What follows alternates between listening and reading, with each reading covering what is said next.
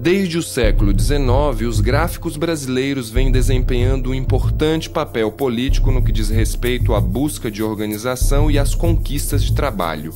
Através do tempo, ocorreram lutas que deixaram a semente para a organização dos trabalhadores.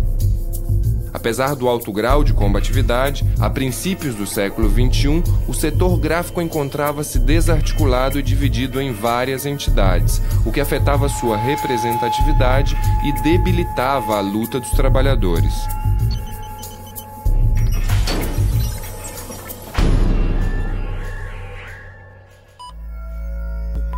O Brasil conta com realidades diversas. As condições de vida diferem por completo de uma região a outra, tanto no que se refere a questões culturais como a econômicas e sociais. O país ele é um continente, né? Nós temos aí 8 milhões de quilômetros quadrados, né? São 27 estados. Aí cada estado tem as suas diferenças, né? Ideológica, até cultural. Cada estado tem as suas horas extras percentuais. Cada estado tem o seu piso salarial, cada estado tem seu salário funcional. Quer dizer, aí vai a favor de quem? Do empresariado. O empresariado quer isso, que essa divisão nossa, para que eles se fortaleçam. Porque eles, infelizmente ou felizmente, são muito unidos. Quem estava desunidos eram os trabalhadores. A falta de informação e a ausência de contatos entre os sindicatos das diferentes regiões aumentavam as dificuldades para trabalhar conjuntamente e assim fazer frente ao processo de globalização interna que ocorre no Brasil. A empresa aqui em São Paulo, como aqui nós temos uns salários um pouco maiores, eles transferem a sua planta para outra cidade, onde o ganho é menor, e eles aumentam o seu poder de competitividade e seu lucro se torna maior. Essas multinacionais, elas trocam de país como a gente troca de camisa. Não está bom aqui, elas fecham aqui, abrem ali. Porque o capital ele é hegemônico, né? Ele atua de uma forma muito harmônica, né? Ele aplica as suas políticas indiscriminadamente. Então, todos nós sofrimos com das mesmas fragilidades, sofrimos com as mesmas ofensivas do capital no Brasil inteiro. Nós enfrentamos um sério problema, que é a pressão do dono da empresa. Ele pressiona o empregado a não ser sócio do sindicato com ameaça de ir para a rua. Isso é no Brasil inteiro. Vai do Iapoque ao Chuí, de um extremo ao outro. Os patrões usam o desemprego para desmobilizar o movimento sindical. E os patrões começaram a se organizar. A gente começou a observar que a realidade é outra. E a mobilização dos patrões também é outra. Está fortalecida. E para a gente confrontar, haver esse confronto, temos que estar fortalecido. A divisão em partes, ela enfraquece o todo, isso é normal, é natural. E nós vivenciamos essa realidade há quase 2 décadas, né? E onde, nesse período, nenhuma das entidades, pode dizer, olha, eu evoluí nesse período, eu cresci, eu estou mais forte hoje. As perspectivas de luta mudam e apresentam novos desafios. Os sindicatos brasileiros começaram a enfrentar esta necessidade de mudança. Na década de 90, por meio da criação da Federação Gráfica Latino-Americana, hoje Unigráficos Américas, começou-se a buscar a reunificação do setor, utilizando-se como tática a discussão de gênero. Essa estratégia permitiu que se abrisse um diálogo através do trabalho com as mulheres. Esse foi o começo de uma aproximação entre as distintas federações. O caminho foi árduo e cheio de dificuldades, com grandes obstáculos e diferenças acentuadas. Foram momentos difíceis, a parte ideológica sempre prevalecia e as coisas não caminhavam. As maiores dificuldades justamente eram as divergências de regiões, de pensamentos e ideologias.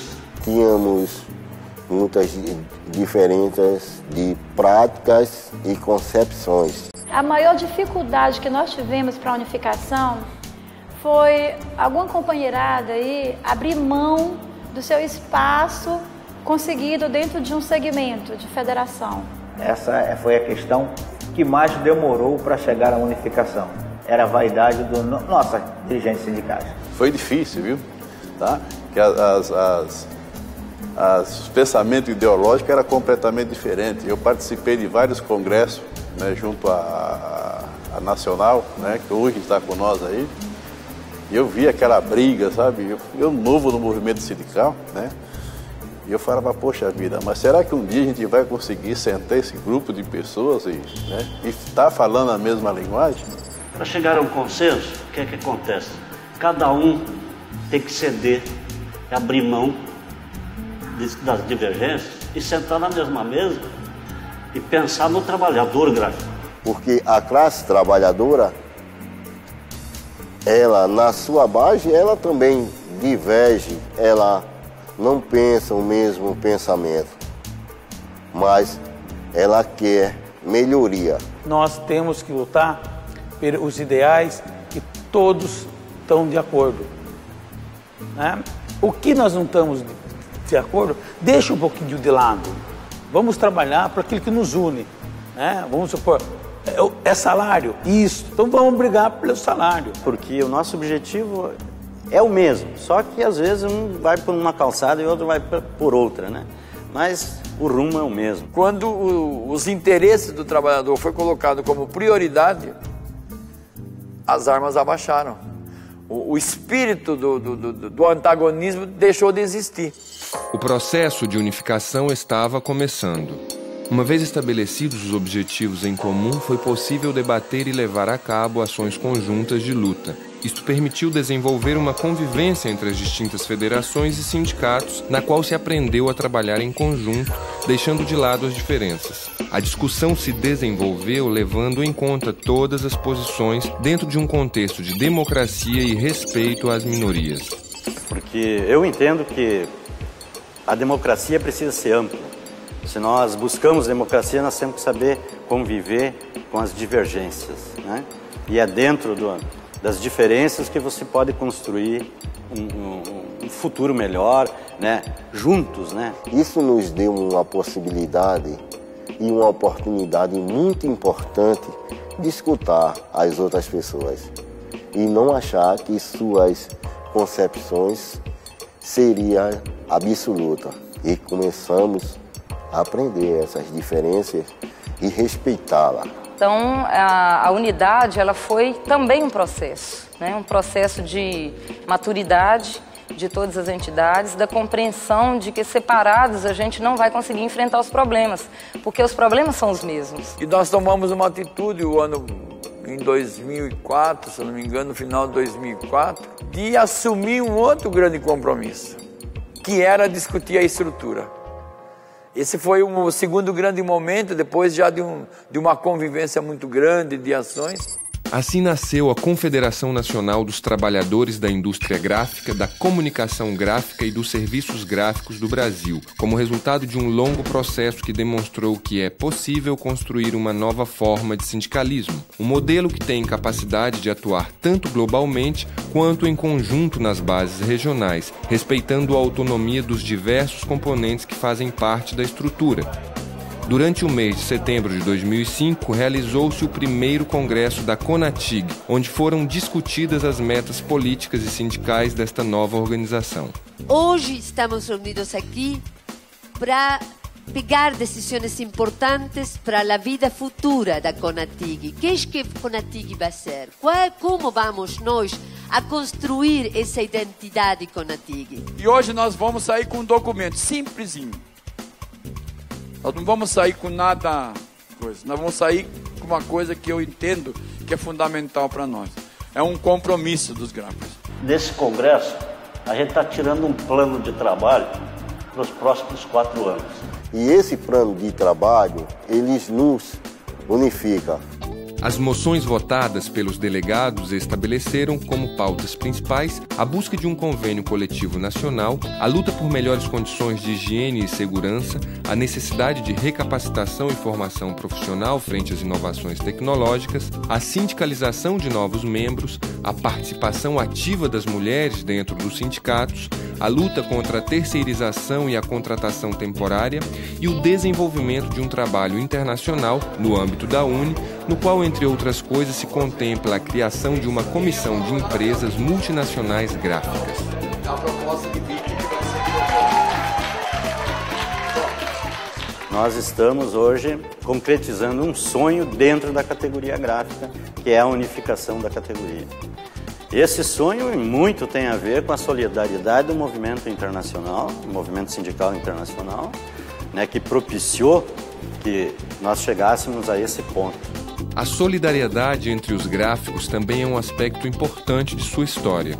No desenvolvimento deste processo, o apoio econômico e humano da LOTCO e da HTF da Suécia foi um dos pilares que contribuíram para levar adiante este projeto, considerando a solidariedade internacional como uma necessidade na transformação global dos sindicatos. Nós temos pessoas distantes que não nos conhecem, que colocam o dinheiro, colocam seu salário, porque o dinheiro vem do trabalhador, e nós temos que dar essa resposta, nós temos que aproveitar esse dinheiro, nós temos que aproveitar essa ajuda, ela é muito mais do que financeira, mas é uma ajuda de confiabilidade. Why do we support work like this? I think it has to do with basic trade union values, the values of solidarity, and we need to cooperate internally, domestically in each country and at global level, because finances move around, multinationals move about. We have an interconnected economy that we can't act on our own anymore, so we have to cooperate. Para UNI es muy importante la articulación y la fusión de los sindicatos gráficos en Brasil en un contexto globalizado, donde los sindicatos debemos estar fuertes, debemos de estar unidos.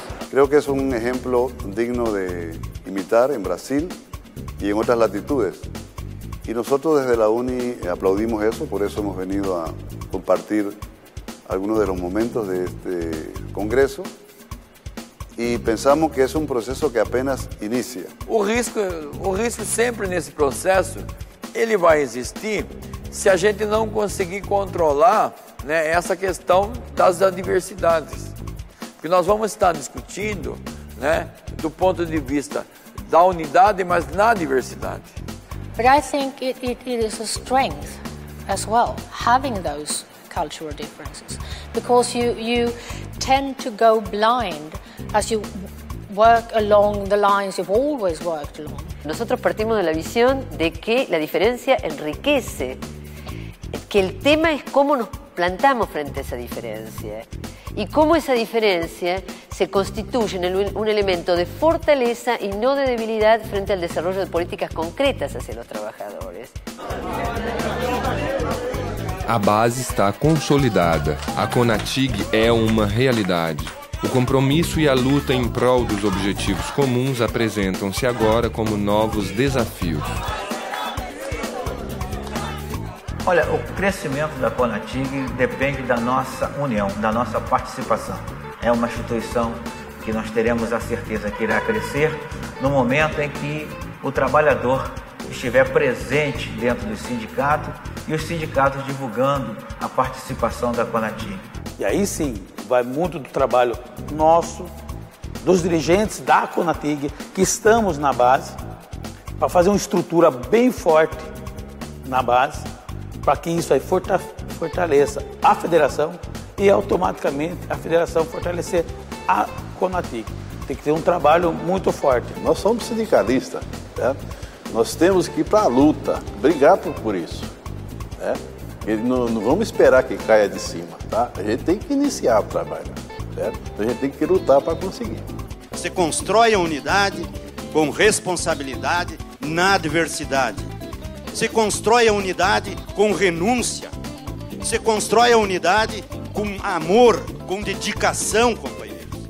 Com respeito a toda a nossa categoria. Assim se constrói uma unidade. O trabalhador tem que se identificar. Tem que se identificar num grupo. Não importa o que aconteça daqui para frente. A partir do momento que o trabalhador está organizado, o que vem, o o que poderá vir, ele vai saber lidar. Nosotros nos imaginamos una confederación única y esa imaginación colectiva le dio fuerza a un proceso que llegó a su meta. Ahora tenemos una confederación única. Yo creo que ese es el tema. Romper la inercia del movimiento sindical y permitirnos imaginar que podemos tener situaciones distintas, que podemos ser más relevantes, que podemos ser ofensivos, que podemos tener incidencia de la realidad desde otro lugar, con otras características y con otra voz. Porque si vos mezclás imaginación